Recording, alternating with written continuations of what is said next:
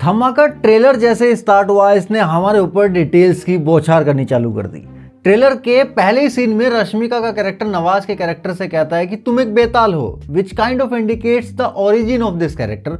Actual में Indian folklores में बेताल या वेताल को एक एंशिएंट स्पिरिट माना जाता है जो कि शमशान में डेड बॉडीज पे वास करती है एंड इन्हें काफी ज्यादा नॉलेजेबल बीइंग माना जाता है। आपने वो विक्रम बेताल की कहानी तो सुनी होगी, जहां राजा विक्रम बेताल को शमशान से अपने कंधे पे लाद के ले जा रहा होता है एंड रास्ते में वो बेताल राजा विक्रम से कई तरह के सवाल पूछता है, उनके जरिए विक्रम के विजडम को टेस्ट कर रहा होता है वो। तो नवाज का कैरेक्टर भी काइंड ऑफ वैसा ही एक बेताल है एंड मुझे बिल्कुल भी हैरानी नहीं होगी अगर थमा मूवी में विक्रम बेताल की उस फोकलोर को एड्रेस किया जाए तो। अब आप बोलोगे कि इस हिसाब से तो नवाज का कैरेक्टर हजारों साल पुराना होना चाहिए, फिर मूवी में 100 या 75 साल की बात क्यों हो रही है? तो ट्रेलर के इस फ्रेम को ध्यान से देखो, ये हजारों साल पुराने लेजेंड की ही बात हो रही है।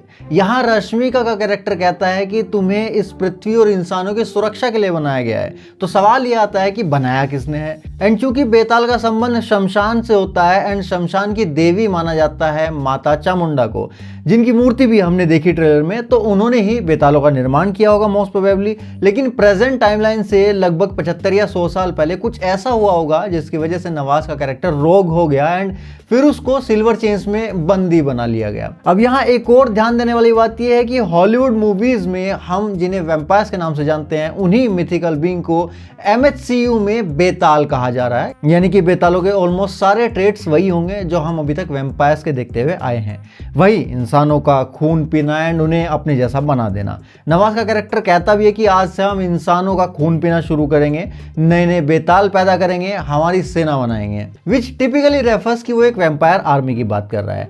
एंड यहां से मुझे याद आता है स्त्री 2 एंड मुंजिया का वो पोस्ट क्रेडिट सीन जहां पे भास्कर जना से कहता है कि मैं दिल्ली जा रहा हूं, वहां पे कुछ प्रॉब्लम्स हैं एंड वहां नसों में ऐसे दांत गड़ा के खून चूसने वाले लोग पैदा हुए हैं कुछ। तो वो एक्चुअल में वहां पे नवाज के लोगों की बात कर रहा है मोस्ट प्रोबेबली। एंड ट्रेलर में हमने भेड़िया को भी अपग्रेडेड वर्जन में देखा है एज वेयरवुल्फ एंड फाइनली हम MHCU में भी वैम्पायर वर्सेस वेयरवुल्फ देखने को मिल जाएगा। लेकिन यहाँ पे मिस्ट्री ये होगी कि इस वेयरवुल्फ के सामने जो वैम्पायर होगा वो आयुष्मान वाला होगा या फिर नवाज वाला। ये कहानी दिल्ली में ही टेक प्लेस करती है, ये ऑलरेडी एस्टेब्लिश हो चुका है इस कार के नंबर प्लेट से भी, यहाँ दिल्ली हाउस के बिलबोर्ड से भी एंड दिल्ली परिवहन की इस बस से भी। इसके अलावा बाकी के वैम्पायर ट्रेड्स भी हम ट्रेलर में कई जगह पे नोटिस कर सकते हैं। आयुष्मान खुराना का कैरेक्टर जब वैम्पायर बन चुका होता है तो उसको सनलाइट से भी प्रॉब्लम होने लगती है। फिर यहाँ हम उसे एक ब्लड बैंक टाइप की जगह पे देख सकते हैं जहाँ बहुत सारे ब्लड पाउचेस रखे हुए हैं, O पॉजिटिव, AB पॉजिटिव वगैरह वगैरह। देन अपने डायलॉग के आखिर में नवाज का कैरेक्टर कहता है कि हम अपनी सेना बनाएंगे एंड मैं बनूंगा तुम्हारा थमा। एंड इससे उन सारी फैन थ्योरीज में आग लग जाती है जो श्रद्धा कपूर के कैरेक्टर का नाम थमा होगा ऐसा बता रही थी। वैसे थमा का क्लियर मीनिंग अभी तक भी कहीं पे नहीं बताया गया है, लेकिन इस डायलॉग से ये समझ आता है कि ये शायद कोई डेजिग्नेशन हो सकती है, कोई राजगद्दी या क्राउन टाइप या कोई पोस्ट, कुछ वैसी ही जैसी उपाधि ड्रैकुला को दी जाती है, काउंट ड्रैकुला बोल के। वेल यहाँ पे मैं तारीफ करना चाहूँगा मेकर्स की भी, जो वो अपने प्रोडक्ट को टीजर से लेकर ट्रेलर तक ऑलरेडी विजुअली काफ़ी इंप्रूव कर चुके हैं। हमने ये सेम शॉट टीजर में देखा था एंड हम क्लियरली दोनों के बीच का डिफरेंस नोटिस कर सकते हैं। टीजर में ये एस्टेब्लिशमेंट काफ़ी फेक लग रहा था, ऐसा लग रहा था कि कुछ रैंडम लेयर्स को उठा के सीन में चिपका दिया गया है, लेकिन यहाँ इस सीन को प्रॉपर एस्टेब्लिश किया गया है, पीछे नदी वगैरह को ऐड किया गया है। अब ये काफ़ी रियल लग रहा है दिखने में। इवन इस वाले शॉट का डिफरेंस भी हम देख सकते हैं, टीजर से लेके ट्रेलर में काफी इंप्रूवमेंट हुआ है, लाइटिंग में, टेक्सचर वगैरह में। इसलिए मैं बोलता हूं हमेशा कि VFX को लेके कभी इतना हो हल्ला नहीं मचाना चाहिए अनटिल एंड अनलेस वो आदि पुरुष लेवल का ना हो। ये चीज़ें मूवी रिलीज तक इंप्रूव होती रहती हैं। हाँ, कंस्ट्रक्टिव क्रिटिसिज्म करना जरूरी है ताकि मेकर्स कमजोर कड़ियों पे ध्यान दें और उनको इंप्रूव करें। इसके बाद हम आयुष्मान खुराना के कैरेक्टर को नवाजुद्दीन सिद्दीकी के साथ देख सकते हैं, जहां पे आयुष्मान ने सेम वही कॉस्ट्यूम पहनी हुई है जो उसने इस भालू के साथ वाले सीन में पहनी हुई है। मे बी आयुष्मान किसी तरह से नवाज की गुफा में घुस जाता है एंड वहां पे वो मे बी गलती से उसे आजाद कर देता है। अब वही उसे क्यों आजाद कर पाया, इसका जवाब मे बी हमें 100 या 75 साल पहले की बैक स्टोरी में दिखाया जाएगा। यहाँ पे मोस्ट प्रोबेबली नवाज को पता चलेगा कि आयुष्मान कोई स्पेशल बंदा है एंड वो उसके ऊपर अटैक करेगा, उसे भी अपनी तरह बेताल बनाने के लिए। एंड आयुष्मान यहाँ से बाहर भागेगा एंड चूंकि नवाज सनलाइट में नहीं निकल सकता तो वही मोस्ट प्रोबेबली इस भालू के जरिए अटैक भी करवाएगा इस पे।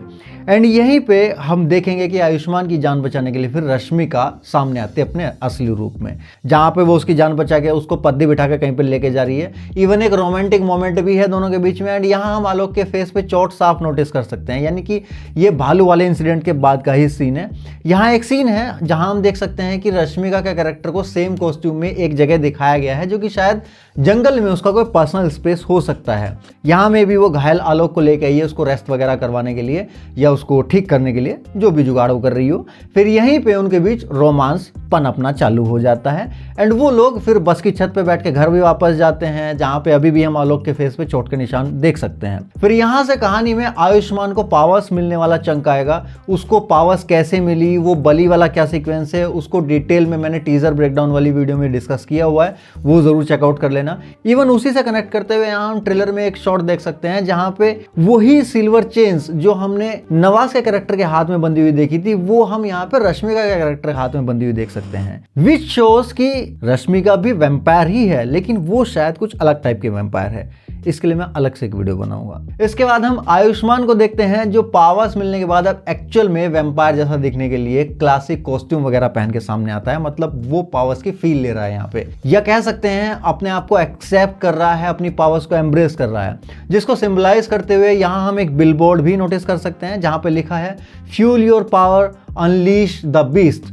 यानी कि ये वही सीन होगा जहां पे फर्स्ट टाइम अपनी पावर्स को ये ढंग से इस्तेमाल करना सीख पाएगा। यहां इस ड्रिंक के लिए एक और बात लिखी गई है, so good even the devil can't resist. यहां सीधी सीधी शायद ब्लड की बात हो रही है मोस्ट प्रोबेबली, उसी से वैम्पायर्स को पावर्स भी मिलती हैं। यहां इस शॉट में जब आलोक के फादर उसको दांत दिखाने के लिए बोलते हैं तो हम आलोक के बड़े बड़े नेल्स भी नोटिस कर सकते हैं।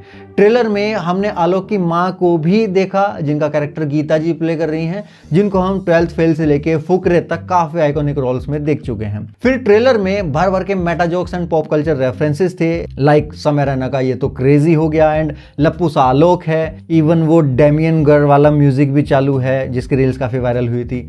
मूवी के डायरेक्टर हैं मुंजिया वाले आदित्य सरपोतदार, तो वो मुंजिया से सत्यराज के character the hand of God यानी कि एल्विस करीम प्रभाकर को भी लेके आए यहाँ पे। एंड ट्रेलर के लास्ट में हमने मुंजिया का हाई जमालो सॉन्ग भी सुना। एंड जब बात सॉन्ग्स की हुई है तो इस ट्रेलर में जो सॉन्ग सुनने को मिल रहे हैं, मैं बता रहा हूँ एक एक सॉन्ग चार्ट बस्टर होने वाला है, चाहे वो आइटम सॉन्ग हो या फिर रोमांटिक ट्रैक। वेल इसके अलावा भी ट्रेलर में काफी माइन्यूट डिटेल्स थी। अगर आपको उन सब पे वीडियो चाहिए तो इस वीडियो के कमेंट्स में अपने डाउट्स लिखो MSCU को लेके, इस मूवी को लेके, एंड वीडियो को लाइक एंड शेयर जरूर कर देना। अगर इस वीडियो पे 5000 लाइक्स आ जाते हैं तो मैं दूसरी वीडियो बना दूंगा बाकी डिटेल्स के साथ। तो वीडियो को हाइप करना वो जरूरी है बहुत।